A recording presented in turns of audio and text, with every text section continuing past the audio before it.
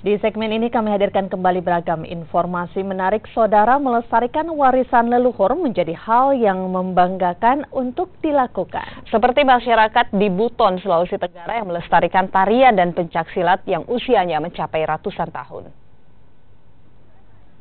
Tarian dan pencaksilat ini biasa diperagakan dalam pesta adat di desa-desa, seperti di Desa Wabula saat ini.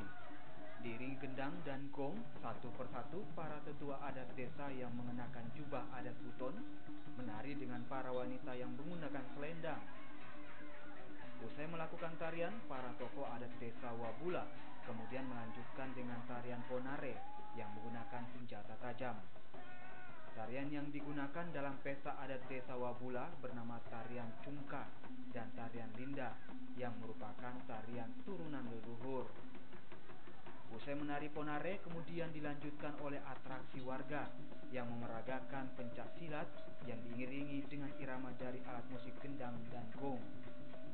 Pencaksilat ini tidak saja diikuti oleh orang dewasa saja, namun juga diikuti anak-anak. Tariannya itu semuanya itu saya perlu jelaskan bahwa pesta adat ini merupakan acara ritual adat tahunan yang terakhir pada tahun. Jadi disebut pesta adat. Ya.